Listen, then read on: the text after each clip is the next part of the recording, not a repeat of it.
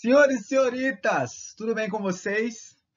Meu objetivo na aula de hoje é dar continuidade ao que foi abordado anteriormente. Nós começamos a fazer a análise da obra Úrsula, de Maria Firmina dos Reis, que é esta mulher representada numa pintura feita, criada, imaginada por um artista, claro, a respeito da autora dessa obra, que muito provavelmente foi uma mulher com feições parecidas com as dessa mulher retratada na pintura, uma mulher negra, portanto, no século XIX, escrevendo textos literários e abolicionistas, defendendo, portanto, a condição humana dos negros escravizados, trazidos do continente africano para cá, para o Brasil, para trabalharem de forma forçada, não é? Produzindo então o que foi produzido no Brasil durante tantos anos de escravidão, ok? Eu enfoquei a biografia dela porque é significativa, é expressiva, é importante vocês conhecerem um pouco da vida da autora dessa obra para relacionarem a vida da autora à obra em si, ok? Existem algumas relações entre todos esses símbolos que circundam a vida de Maria Firmina dos Reis e a obra Úrsula, tudo bem? Então foi isso que eu apresentei para vocês durante a aula passada. O que mais eu apresentei? Eu apresentei uma parte do prefácio que o professor Dangley de Castro Pereira, da Universidade de Brasília, fez, escreveu a edição de Úrsula que eu indiquei para vocês lerem, ok? Então, uma palavra de um especialista em literatura, foi isso que eu tentei passar para vocês. E, como tarefa de casa, da última aula, das aulas anteriores e das próximas aulas, eu indiquei a leitura da obra. E é isso que vai acontecer. Então, nas próximas aulas, durante as próximas aulas, eu vou exigir de vocês em casa que vocês assistam às minhas aulas e que vocês façam a leitura desta obra. Tudo bem? Na aula passada, nós começamos a fazer a leitura dela, lembram-se disso? E eu apresentei a vocês, então, o início da obra, em que o narrador faz uma descrição da paisagem em que se encontrava um cavaleiro montado num corcel, se eu não me engano, de cor branca, provavelmente cavalgando havia muitos dias e cansado, aliás, cansados, exaustos, tanto o cavaleiro quanto o cavalo. E neste cenário apresentado pelo narrador, ele constrói uma cena bastante interessante e incompreensível à primeira vista. Esse cavaleiro, provavelmente por estar há muito tempo já cavalgando naquele cavalo, cai do cavalo. O cavalo, na verdade, desfalece no início da narrativa, no capítulo 1, e tanto o cavaleiro quanto o cavalo caem ao solo. O narrador menciona que aquele solo em que o cavaleiro se encontrava era um solo constituído de lama e um tanto quanto esburacado, e o cavalo morre, então, depois de ser forçado a cavalgar por vários dias, e o cavaleiro, então, cai e fica desacordado. Quando esse cavaleiro, então, é visto por um negro escravizado que estava de passagem por aquela região esburacada e lamacenta, a fim de coletar um pouco de água de um poço, de um córrego, não me lembro exatamente desse detalhe agora, próximo àquela região. E o que nós vamos ler então é uma parte do diálogo que esse personagem negro, que se chama Túlio, dialoga, então, conversa e tenta reanimar o cavaleiro, que se chama Tancredo. Então, Túlio é o escravo, o negro, e Tancredo é o cavaleiro branco, ok? A partir desse diálogo, pessoal, se iniciará uma amizade entre essas duas figuras, né? O Túlio vai correr, deixando de lado os cântaros, que são vasos, né? Que ele estava carregando para coletar a água daquele poço onde ele ia, e deixa os seus cântaros então de lado para socorrer imediatamente o Tancredo. E ele deita um pouco de água sobre o rosto do Tancredo e tenta reanimá-lo, e o Tancredo abre os olhos, enxerga o personagem escravizado e eles começam um diálogo. E o Túlio, então, que é o escravo, decide levar esse cavaleiro, então, para a casa da sua senhora para que ela cuidasse dele, para que ele fosse tratado, para que ele recuperasse as suas forças e voltasse ou fosse para onde ele tinha que ir. Afinal de contas, ele estava cavalgando, né? De um lugar para o outro. O que é que ele estaria fazendo? Por que é que ele impôs ao cavalo tanto tempo assim de cavalgadura? Por quê? A ponto de, inclusive, os dois caírem exaustos e o cavalo morrer. Essas são as questões a que vocês deverão responder, tudo bem? Prestem atenção ao trechinho, então, uma parte só do diálogo entre esses dois personagens que nós vamos ler e interpretar agora. Beleza?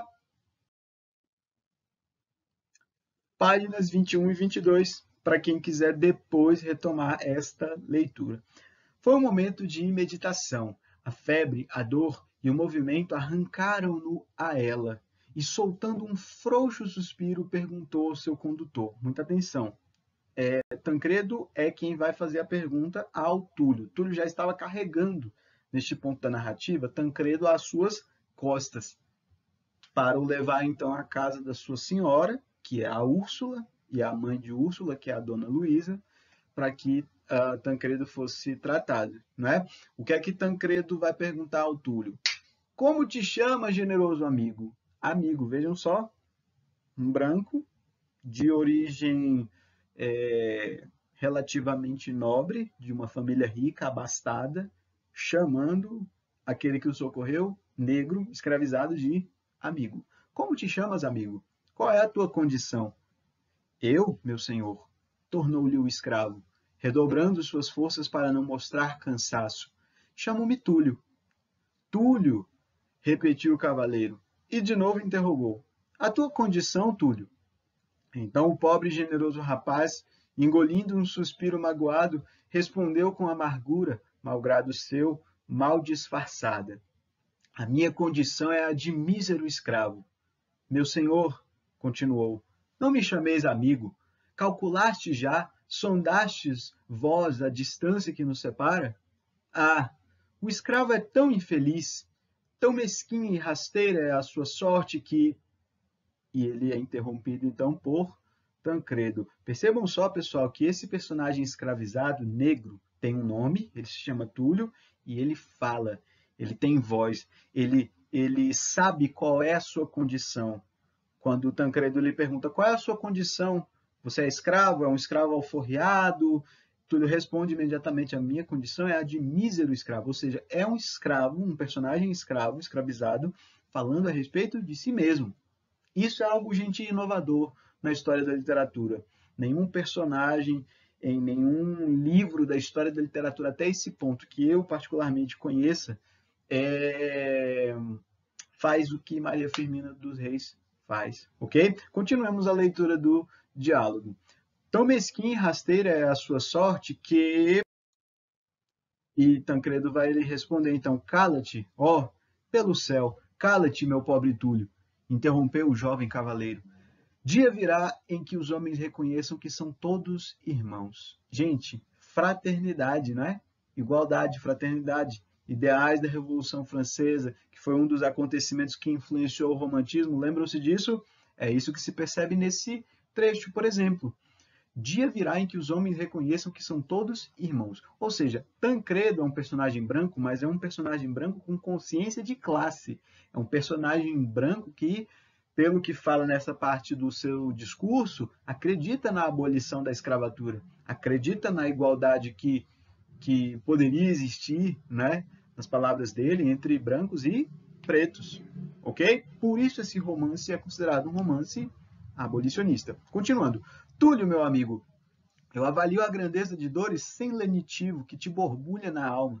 A grandeza de dores sem medida, em grandes proporções, que te borbulha na alma. Compreendo tua amargura e amaldiçoo teu nome ao primeiro homem que escravizou a seu semelhante. Sim, prosseguiu, tens razão. O branco desdenhou a generosidade do negro e cuspiu sobre a pureza dos seus sentimentos. Sim, acerbo deve ser o seu sofrer. E eles que o não compreendem, ou seja, amargo deve ser o sofrer do negro escravizado. Mas os brancos não conhecem, não sabem o que é esse sofrimento. Mas, Túlio, espera, porque Deus não desdenha aquele que ama ao seu próximo. E eu te auguro, ou seja, eu te desejo, né, te profetizo um melhor futuro. E te dedicaste por mim, ó, quanto me has penhorado. Se eu te puder compensar generosamente, Túlio, acrescentou após breve pausa, ó, dize, meu amigo, o que de mim exiges, porque toda a recompensa será mesquinha para tamanho serviço. Então, é Tancredo propondo a Túlio que Túlio lhe diga quanto vale este serviço que você me está prestando? Eu vou pagar por isso. Percebem que esse personagem Tancredo é um personagem muito liberal? Eu vou pagar, Túlio, pelo serviço que você me prestou. Eu não acredito na escravidão, eu acredito no trabalho que as pessoas fazem e na remuneração que elas podem receber por conta do trabalho feito. Percebem isso? É isso que esse personagem Tancredo representa. Não é um personagem um tanto quanto idealizado por Maria Firmina dos Reis. O que é que Túlio vai responder? Ah, meu senhor! Exclamou o escravo enternecido. Como sois bom! Continuai, eu vou-lo suplico, em nome do serviço que vos presto, e a que tanta importância quereis dar, continuai, pelo céu, a ser generoso e compassivo para com todo aquele que, como eu, tiver a desventura de ser vil e miserável escravo. Ou seja, Túlio está dizendo para ele que o seu único pedido é para que Tancredo, o branco, continue sendo generoso com todos os outros escravos que aparecerem ao longo da vida dele. Assim como Tancredo, segundo Túlio, né, é generoso, está sendo generoso com ele mesmo, que ele seja assim também com todos os outros escravos que aparecerem pela vida dele. Continuando. Acostumados como estamos ao rigoroso desprezo dos brancos, quanto nos será doce vos encontrarmos no meio das nossas dores. Se todos eles, meu senhor, se assemelhassem a vós, ou seja, se todos os homens brancos se assemelhassem a você, por certo, mais suave nos seria a escravidão. Então, se todo senhor branco fosse como você é, Tancredo, a escravidão seria muito mais suave, nas palavras de Túlio. Ok? Então, é o início de uma amizade entre dois personagens historicamente impossíveis de conciliar, de unir, unindo-se em prol desses ideais de liberdade, de igualdade, etc. Tudo bem? Gustavo, mas uma coisa eu ainda não entendi. O que é que Tancredo estava fazendo cavalgando até o cavalo dele morrer, até os dois caírem e ele ficar ali desacordado e ser encontrado por Túlio? É o que eu quero que vocês descubram. A história de Tancredo, ok? E, sobretudo, a história de Úrsula também, que ele vai conhecer quando chegar à casa em que mora quem? Túlio. Túlio é um escravo. Escravo de Úrsula e da mãe de Úrsula, que é a senhora Luísa. Na próxima aula nós vamos conversar melhor a respeito desses personagens, tudo bem? Tarefa de casa. Lê a obra e responder a estas questões que eu coloquei aqui. Por quem Tancredo é tratado ao chegar ao sítio para o qual Túlio o leva? Porque Túlio está carregando Tancredo às costas, os dois estão ali naquele diálogo, e eles vão chegar à casa de alguém. Quem é que vai tratar de Tancredo, perdão? 2. Qual é a relação existente entre Úrsula e Tancredo? Qual é a relação que vai passar a haver entre os dois? E 3. Por que motivo Tancredo havia cavalgado tanto tempo até a exaustão? Do que é que Tancredo estava fugindo? E para onde ele pensava em ir? É o que eu quero que vocês descubram. Tudo bem? Muito obrigado pela atenção de vocês, senhores e senhoritas, e até a próxima aula. Beijos!